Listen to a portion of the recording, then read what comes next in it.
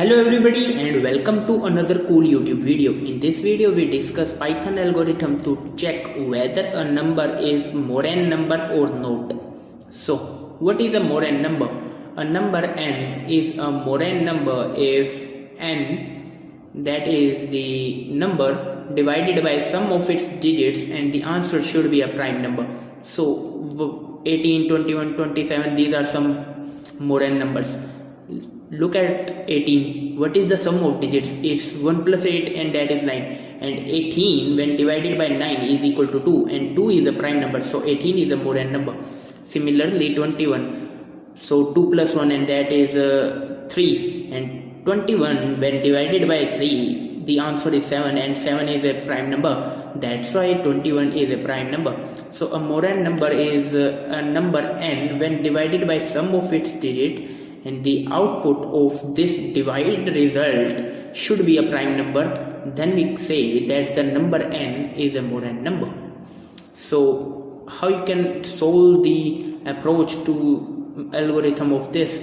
So given to me is a number, so x is a number and sum of its digits say y, and we say x by y is answer is z. So if z is integer, then we check that it is a prime number or not, and if it is a prime number then Moran number, else it is not, and if not an integer then we say not a prime number. Let's start with the algorithm. So now it's time to start its algorithm. So we say define a function Moran number. The name of my function is Moran number and it takes the parameter number.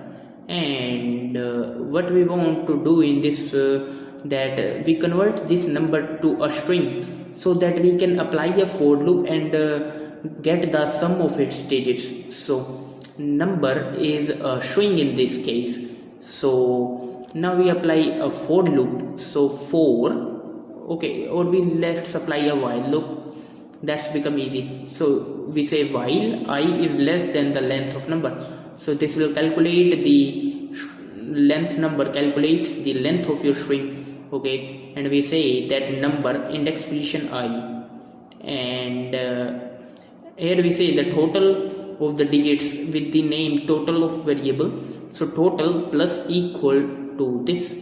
So we are using increment operator and we convert this string, a part of the string, to an integer, so that we enter 1, 2 like this. And let me show you. So first we print the total, there is no any error, and now let's call this function, so Moran number, and let's make 1, 2, 4, 3, and we got the sum. So that is working fine. First we need to convert this number to a string and then apply a for loop and then convert this string part to an integer so that we can calculate the sum. Next we need is number is equal to int of number. So because we have to find out the divide result, that is the number and divided by its total, as we are talking about our algorithm. So print z, and now we see that what is z actually. So Moran number and 2, 1, let's say 21. So we got 7.0 and that is a floating point number. That is a floating point number, and we know that prime numbers are integer numbers. So we need to convert this floating point number to an integer. So now we say if z is equal to int of z. So we know that prime numbers actually are the integers. So integer. So we say if z is equal to, okay, so we say integer, and if it is a and float. So first we check that z is integer or not. So that is an integer. So we say z equal int of z. So we can do more values like 23, and we know that 23 by 5, and that is a floating point number, and 21, and we know that 21 is a prime number. Or not a prime number means the 21 when divided by the sum of its digits we get an integer. So now we check prime number or not. So we apply prime number algorithm in this. So this is this Moran number algorithm is a part of two algorithms. So now we convert this z to integer of z. because number by total is equal to z. This is a floating point number and we convert this to an integer so that we can apply a loop. Okay, and if z percent I equal 0, so we are now using the prime numbers algorithm. So this algorithm has mainly two steps, that first we have to find out z and then the prime number algorithm.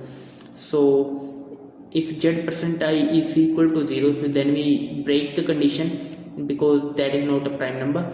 But if the case is else, we get this and the output is Moran number.